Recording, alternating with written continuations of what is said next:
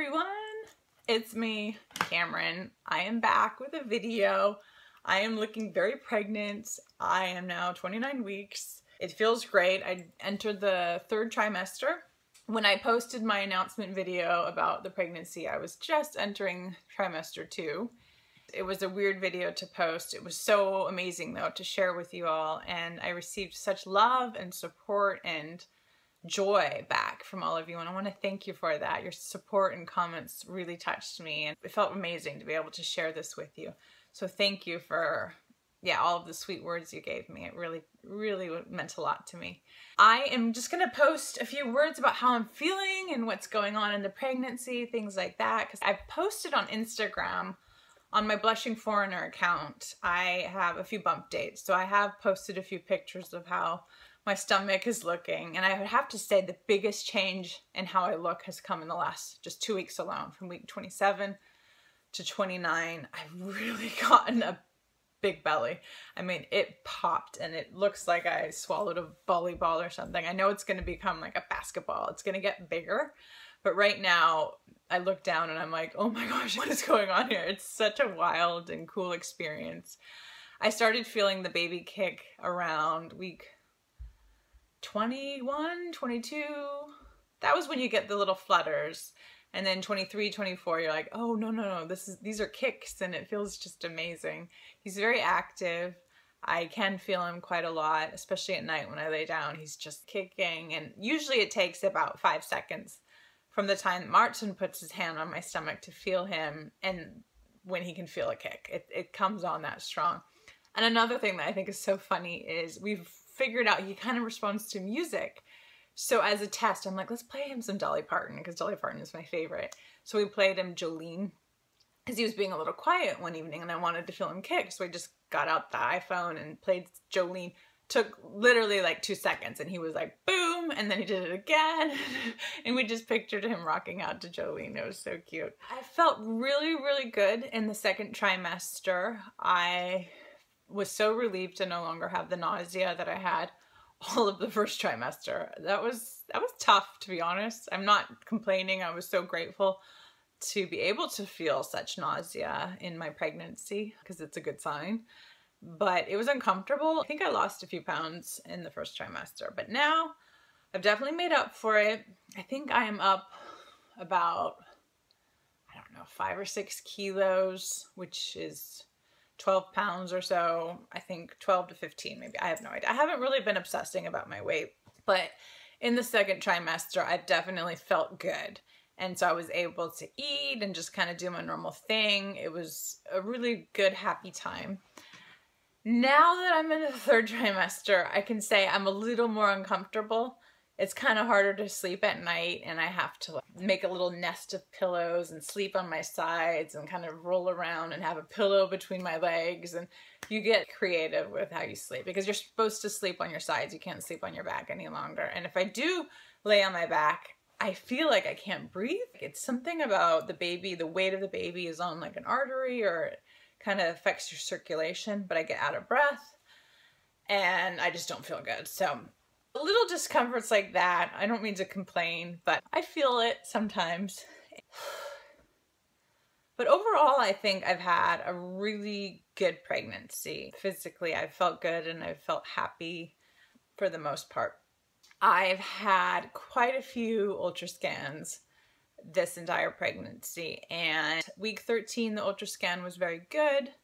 We had done a nip test as well. We knew it was a boy. And then they have you go back at week 20 and they do something called the anatomy scan. And that scan was a little harder because they saw some issues with his kidneys. They seemed to be dilated. There was a communication barrier too. The nurse was trying to do it in Danish and I understood a bit, but then I asked questions in English. So she just said, we have to keep an eye on the kidneys because it's both of them and they seem bigger than they're supposed to be. And when they're bigger, that means inflammation. And they also said, oh, it happens to boys, so we're not that concerned, but just come back in a week or in 8 days. We'll scan again and measure the kidneys. So the anatomy scan is where they're measuring all the organs, the head, the body, the length, everything. So it's very thorough. And that was the only thing where they were like, oh, it's less than perfect. So we went back for that scan. I actually made a blog post about it because it was kind of hard at the time. Martin couldn't go to that scan with me at week 21.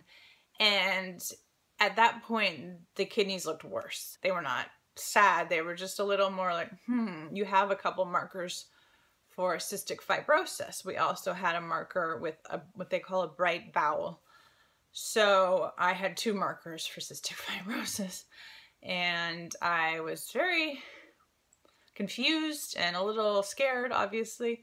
You just want to go in and hear that your baby's perfect and not hear, oh, there's a few things that we're kind of concerned about. We weren't going to do an amnio. They offered me one and said, would you like an amnio or CVI, I guess it's called? No, I can't remember.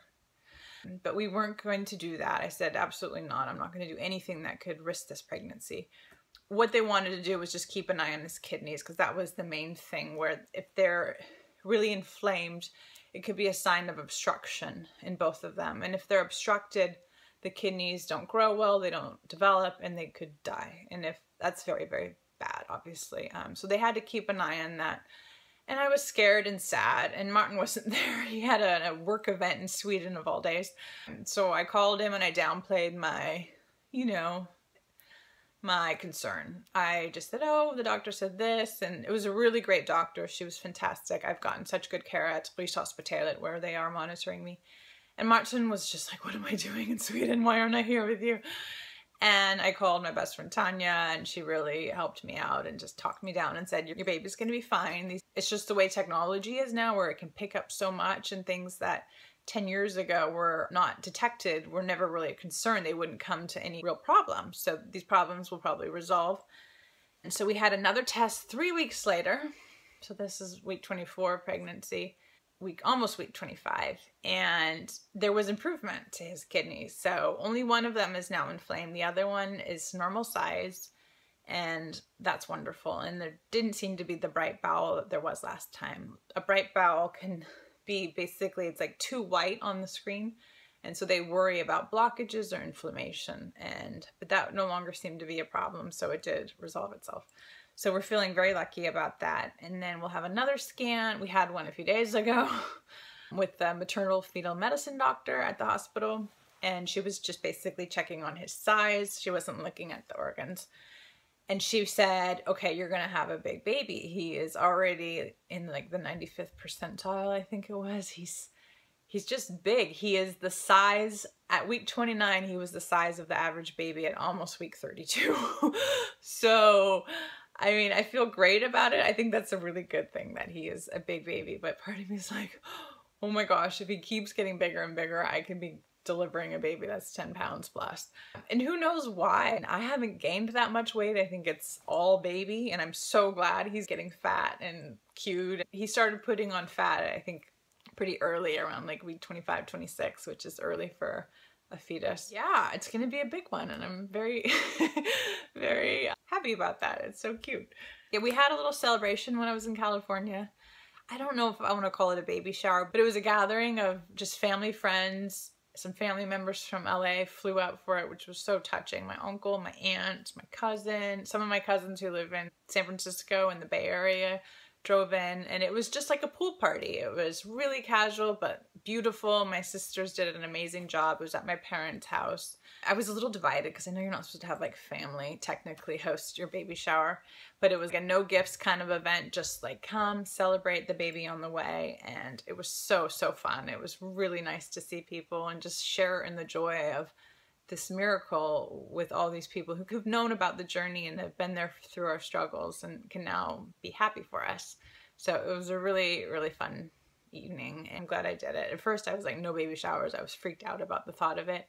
I just felt like, no, I've shared with you my problems with that, or my issues with it, not problems. But I'm glad I came around and decided to go for it, because it's a special thing that we're going through, and it's nice to celebrate it with other people. So that's it. I'm going to post a few pictures of the bump.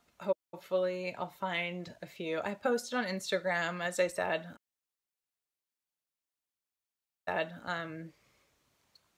So you can actually see a few earlier pictures from, let's see. But right now I'm feeling huge. I'm like so afraid to share with you how big I am, because like, look at this. It's, I look huge. And I'm definitely carrying him low, my mom said. She was like, oh, you're carrying low. I don't know why. It's not like my whole torso is baby. It's just the lower portion. And that's fine. It's just the way my body is. I think it's because I have a longer waist that the baby can just kind of stay in a fixed position and he doesn't have to stretch out everywhere. Although he probably could. Anyways, that's it from me. Thank you again for watching and sticking by and being so sweet and awesome as you guys are.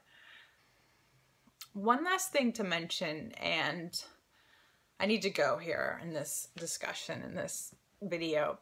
Today is Mother's Day, and I'll probably post this video on Monday, so it may no longer be Mother's Day. But I want to wish all of the mothers out there watching this a happy Mother's Day. I hope you have a beautiful day or a great weekend. And all of my friends and subscribers and viewers who are not yet mothers, who are mothers in their heart but do not have children, I am thinking of you today. I am praying for you, and I'm sorry that you're probably having a tough day. I know how painful it is to go through Mother's Day with infertility or fertility struggles. It is such a hard day. You are not alone and you're not forgotten, and I'm with you, and I hope you get through it. I just want to say that because I know where I was 1 year ago on Mother's Day. I was actually in California, and it was such a hard day. It was painful. We went out and had brunch. I was with my sisters. They're both mothers. 2 out of my 3 sisters are mothers, and they tried to downplay it for my sake. I could tell they weren't doing flowers and gifts, and they did that at home, so I didn't have to see all that.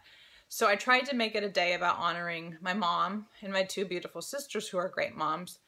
But I got home from brunch and I started writing, and I sat at the kitchen table of my parents' house and I just started bawling.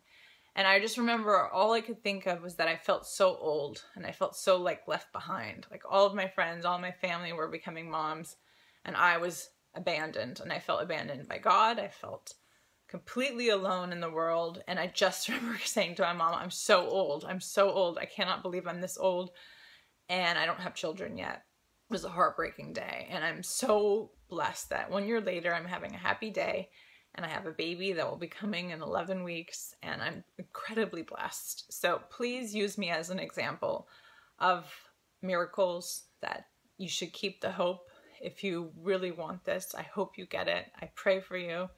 Keep fighting. If you're able to get continued treatment, find a way. If you're in the US and you don't have insurance, get a job at Starbucks because they have pretty good IVF coverage there. Bank of America is another one. Walgreens.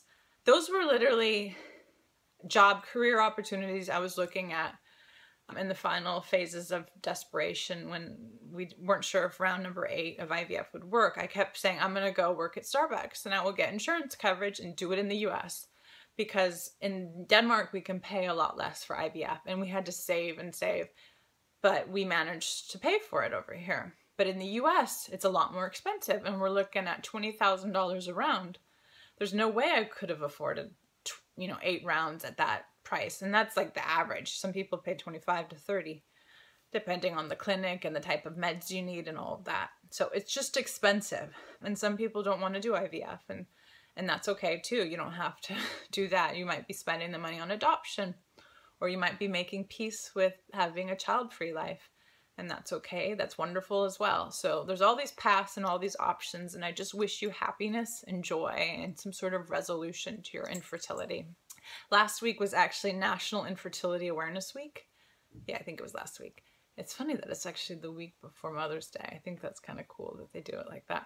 And there was a theme, and this year's theme is Start Asking, hashtag Start Asking. I think it's a good thing because it's about pushing people to ask questions, to take responsibility for their fertility, to talk to their doctor, to ask their friends for help, to just sort of open a dialogue about infertility, because it is a subject that is so much in the closet that people don't talk about. And I think it hurts so much to go through infertility, miscarriage, pregnancy loss, struggles, all of those things about family building, and to do it alone. It is absolutely devastating to feel alone in those struggles. So the idea of Start Asking is just to motivate people to ask questions, to talk about it, maybe open up and explore the subject of fertility, because we have a lot of progress to make, I think, as a society in a lot of countries, to just help women and families not feel the burden of the pain of infertility so hard, and to just share it among friends and family. Anyways, that's it from me. Thanks for watching. I'm like so out of breath right now. I can't believe it. I'm gonna go get a smoothie from the kitchen. I hope you guys are well, and I will talk to you again. Maybe there'll be a baby in my arms next time I see you. Who knows? Love you guys. Thank you so much for your support, and I'll see you later.